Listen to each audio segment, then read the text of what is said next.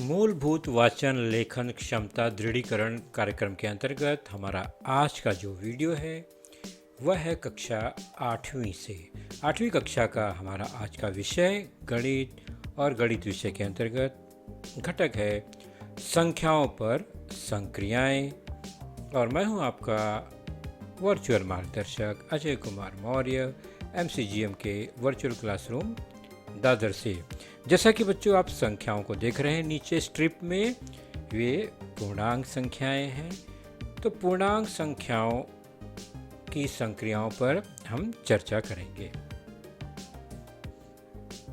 तो यह गुण हमने देखा कि चिन्ह असमान हो तो योगफल करते समय घटाते हैं बड़ी संख्या में से छोटी संख्या और चिन्ह बड़ी संख्या का लगाते हैं। जैसे यह धन 15 और ऋण 20, क्या करेंगे? असमान चिन्ह है, अलग अलग चिन्ह है, घटाएंगे तो 20 में से 15 घटाने पर आएगा 5। क्योंकि 20 का चिन्ह ऋणात्मक है तो जो 5 आएगा वह भी ऋण हो जाएगा, ऋण 5। अब ऋण 15 धन 23, यहाँ पर क्या है? अलग अलग चिन्ह वाली दो संख्या है तो घटाएंगे बड़ी में से छोटी को तो 8 आएगा। 23 में से 15 8, लेकिन 23 बड़ा है, उसके पहले धन है तो धन का वर्चस्व होगा और धनात्मक ही उत्तर आएगा। तो हमने अभी क्या समझा? दो संख्याओं के चिन्ह समान है तो संख्याओं को जोड़ना ही है और उन दो संख्याओं के चिन्ह को योगफल में लगा देना है। और अगर दो संख्याएं असमान चिन्ह वाली हैं तो संख्या को घटा देना है बड़ी में से छोटी को, और चिन्ह कौन सा आएगा? जो बड़ी संख्या है उसका चिन्ह लग जाएगा। इन्हीं गुणधर्म पर आधारित उदाहरण देखते हैं। जैसे कि 9 धन 10 ऋण 5। निरीक्षण करते हैं ध्यान से। 9 ऋण 10 ऋण 5, इन दोनों प्रश्नों को ध्यान से देखेंगे तो 9 के पहले कोई चिन्ह नहीं है, मतलब वो धनात्मक है, बराबर है। तो 9 और धन 10 दोनों धनात्मक है तो दोनों को जोड़ेंगे और दोनों को जोड़ेंगे तो क्या आएगा? 19। उसके बाद है ऋण 5।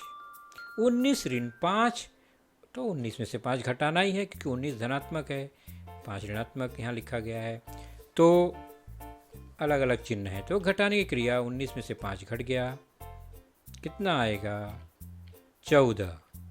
और 14 धनात्मक ही होगा क्योंकि 19 धनात्मक है, बड़ी संख्या धनात्मक है। दूसरे उदाहरण में देखते हैं तो ऋणात्मक संख्याएं 2 बार हैं, पहले उसे हल कर लेंगे। जो चिन्ह अधिक बार है उसको एक साथ कलेक्ट करते हैं। तो ऋण 10 ऋण 5 दोनों समान चिन्ह हैं, मतलब यहाँ भी क्रिया क्या हो जाएगी? यहाँ जोड़ की क्रिया होगी। 9 अकेला पहले से है और ऋण 5 ऋण 10 जुड़कर ऋण 15 हो गया। अब हमारे पास संख्या बची 9 और ऋण 15।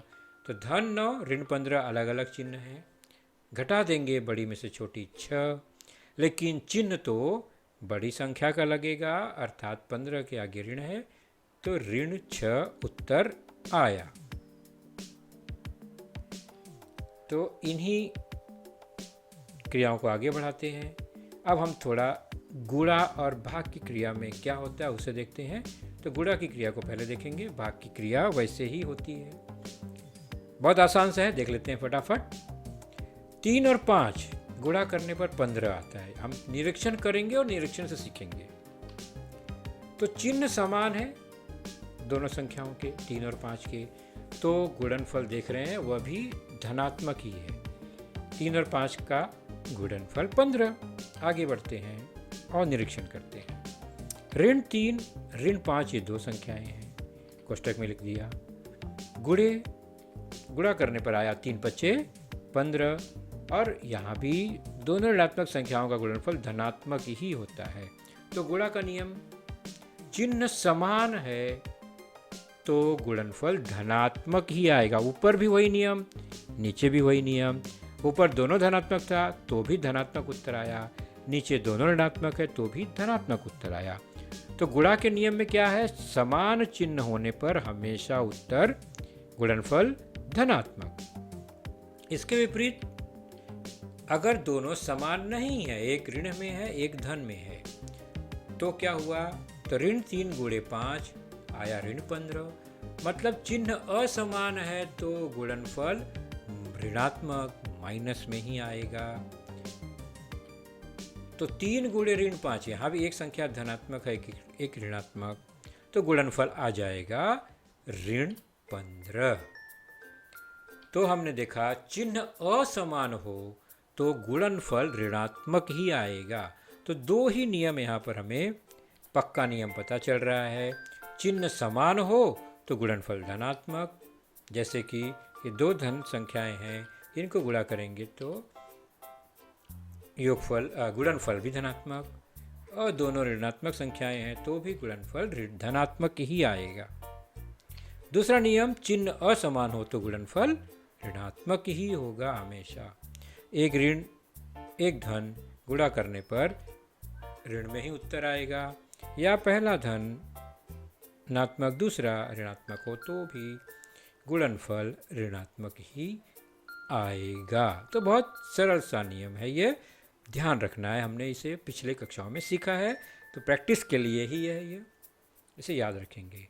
चलिए स्वाध्याय, मज़ेदार स्वाध्याय क्या है कि इसमें केवल 2 ही संख्या का प्रयोग किया गया है।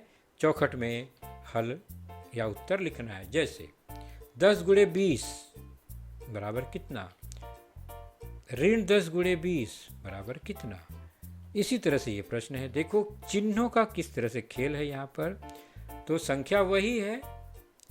अब आगे जोड़ की क्रिया में देखते हैं कैसे आपने सीखा।